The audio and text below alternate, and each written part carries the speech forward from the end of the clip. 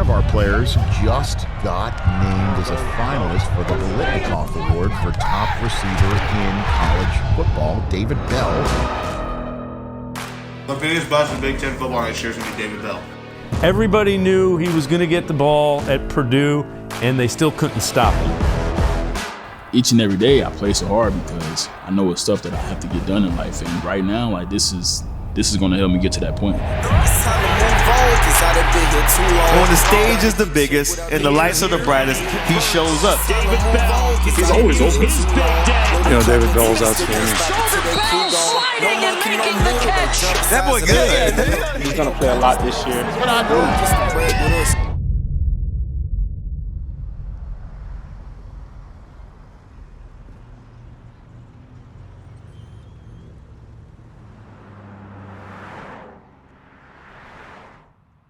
Down at the Warren Township Trustee's office, on average, you have over 200 eviction hearings a week. That's pretty significant. When you look at high unemployment, homelessness, that's going to naturally contribute to the increase of violence in your neighborhoods, in your communities. And the Far East Side has definitely felt that. And Marion County as a whole has felt that. And again, it's because of those factors that add up and really have a negative effect in communities. I think that, everyone thinks that we're thugs, lazy, trying to get the quick buck. We have our crime here and there, like a lot of spots that go through similar stuff that we go through, but we definitely have those blue collar type of people who wake up, work 9 to 5s, come back home, provide for their children. So I think the misconception is that we just let our children raise themselves. We're at work providing a home for them. We're working. So we do the best we can for our children, but sometimes they make their own decisions. And that's what's really put out there to portray the Far East Side as the negative. Is rarely do you see the positivity of the Far East Side. I remember when David was a student at the high school and I was athletic director, we always had a great relationship, and we would have conversations. He would ask me questions, and one of the questions he asked me once, he sent me a text. He said, "Mr. Clayton, why do people say such horrible things about the East Side? Why do they say such horrible things about Warren? Why do they talk about us like that?" So I got friends from all over. So from Carmel, Center Grove. Every time I would go out in that areas, you definitely get a funny look and people talking and stuff like that. But I'm like, the stuff they were saying, it didn't fit who I was. It kind of hit me okay, this is why we got to be 10 times, 20 times better than the next person or where we from on the Far East Side of Indianapolis. I had to explain to Dave that, people have misconceptions. People will make generalizations on things that happen, and therefore they'll paint that as, well, the whole community's got to be like that. Those students have got to be like that. And that was something that I know Dave took personal, and he wants to be an agent of change. Feel me? You got to be a man. You got to step up to the plate and, live your life to be a role model, not only for, the kids outside of your family, but most importantly for the kids inside your family, so they can look up and be like, okay, look, he's doing something positive. He's not out here doing this and that. He went to school, graduated. I may not go to the professional level, but at least he got his degree. I can get my degree too, you feel me? It's just getting real. like when I was younger looking up to my cousins, now all my young cousins looking up to me how I looked up to my older cousins. So. Okay. Full circle. Everybody know what we doing? Let's go. Ready? Go. Yeah, I want them to line up so we see.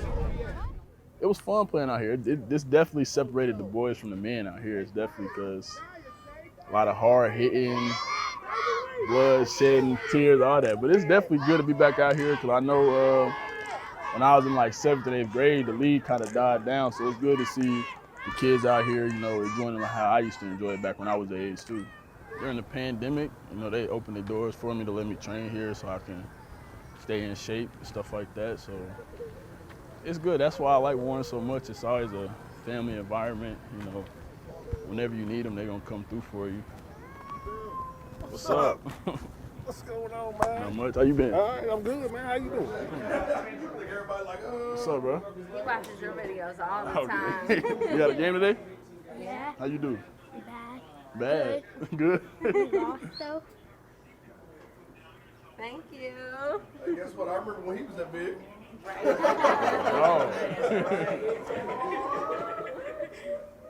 Around here, you know, it's crazy to think, man.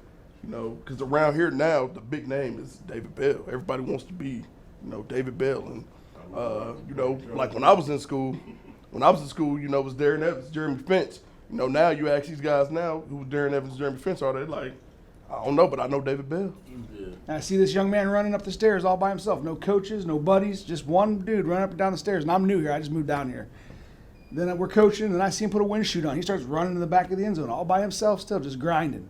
I looked at the other coach, Josh Combs, and said, man, who is that? He goes, that's David Bell, man. You don't know who that is? It's like, nah, I've heard the name, but I don't know him. And that's what a lot of these young cats don't get. God's going to give you some talent. You got to get the rest on your own. You got to go out there and work. I was like, man, I've been hearing this David Bell name since he was a freshman, and that's got to be him. Like he was out of his pads. He was just standing there, regular clothes. I'm like, man, that's not David. Chad walked up to me, and I swear to God, these were his words. He said, he will do something this year that you have never seen a football player do. It will amaze you beyond your wildest dreams. Even from freshman year going in, he was like, I'm going into the draft. I'm only going to be in school 3 years because after my junior year, I'm going to enter my name. So like his whole collegiate career, that was the goal, to go in 3 years. Like coming in, I didn't think that I would have the immediate success that I did. You know, I stepped on the scene and led the Big Ten in catches and had 1,000 yards as a freshman. So I knew at that time, you know, my coach was like, if you keep having 1,000 yards, you know, you're gonna have a chance to go to the league. And then led the Big Ten receptions again. So going into this previous season, like this last season, like I knew like if I had 1,000 yards, like I was gone. There was no doubt in my mind that I was leaving.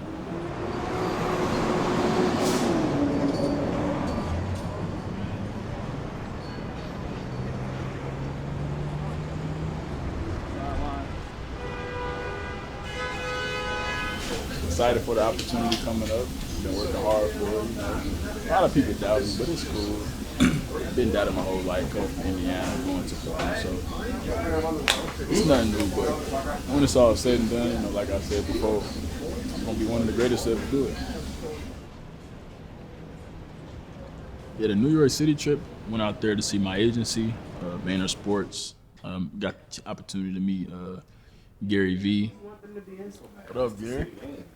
How are you? Doing great. How about you? Every publication mock drafts, there's receivers that people think are going to get taken before you. Do you get competitive about that? How much does self-awareness or just knowing yourself factor into these?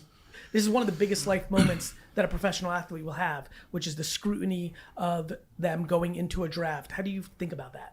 I mean, I definitely, you know, like you said, read it a lot, and I really don't take too much into consideration because a lot of those guys have never played the game. They're just watching it and just kind of basing it off what other people say. But I know my abilities and I know what I can do. So when I read stuff that, you know, that doesn't add up to my play style, I'm like, well, he's wrong, so he's definitely not credible. He really doesn't know what he's talking about. But so that's why I just, you know, say to myself, and if I have questions, you know, I ask my peers or like Alan or Brandon and stuff like that. But like I said, I know I'm very comfortable with what I did on the field, and I know what I can do in the NFL at the next level.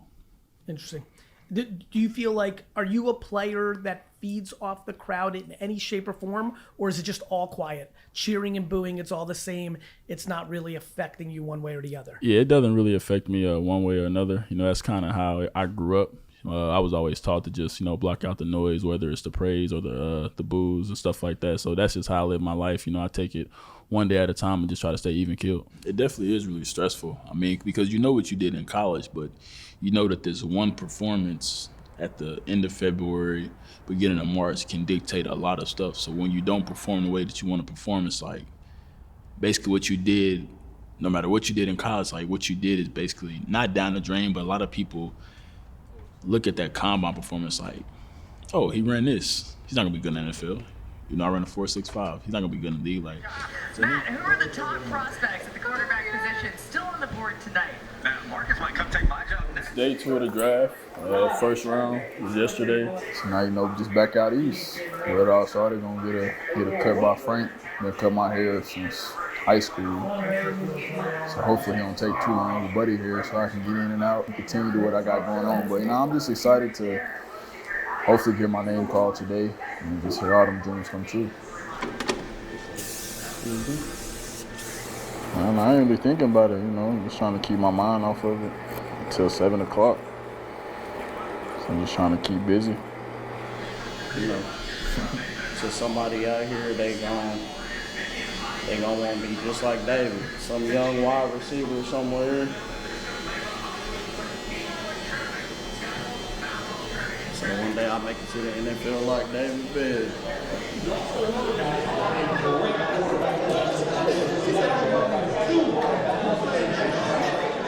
I think waking up, I was definitely nervous. My projection is 3rd or 4th round, so the 4th round is tomorrow, and it's going to be very disappointing if I don't get picked today. So it's a lot of mixed emotions, but for the day to, potentially be here and for me to get my name called on draft day is, definitely a blessing. But I know it's definitely in the back of my mind, but I'm not trying to think too much of it, just trying to stay even keel. Yes, ma'am, I do. It's a lot of people here. I got you. Yeah, I'm just patiently waiting. Nah, I don't know yet. I'm still waiting to get that phone call. Taylor, I think I'm gonna have the best running back this year. She wins.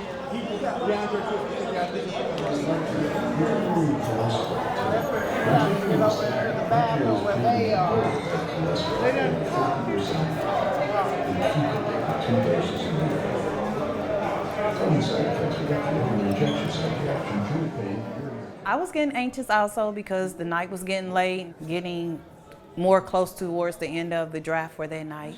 We at the 89th pick, 90th, 91. Okay, it kept going. I was like, I really don't want my baby to be crushed tonight and not get picked, and we have to wait like a whole nother day.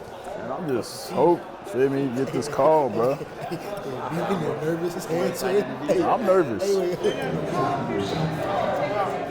It's about 15 or 16 years I've been dreaming about this, so for me to get that phone call looking down at unknown numbers and answering, and it's just gonna be like, dang, they're fake to me, like, dang, it's really happening. All right, that's cool. All right. Yeah.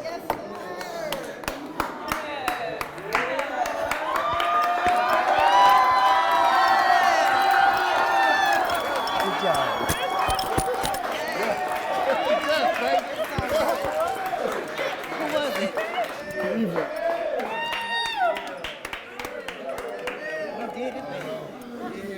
Hello? Yeah, I can hear you. Hey man, just wanted to let you know this is Andrew Bear from the Cleveland Browns. We're gonna take you off the board here. All right, thank you. I appreciate it. We're excited to get you up here, man.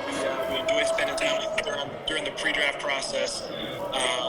Really like your ability to catch the ball and separate, and we think you're gonna have a nice home here in Cleveland. Score a lot of touchdowns for us, man. So we're pumped to take you off the board here, and congratulations. Thank you. I appreciate it. I won't regret it. All right. I got Coach here for you as well. Okay. Hey, David, congratulations, man. Thank you. I appreciate it, Coach. Thanks for believing in me. Oh, I believe in you. You ready to get to work? Yes, sir. I'm ready. I love it. Well, I'm ready. We're so excited that you're here, and we're going to get to work with you in a couple weeks, and you fit who we are, man. I'm just very, very happy for you and your family. This is awesome. Most definitely. Appreciate it again. Appreciate this for real.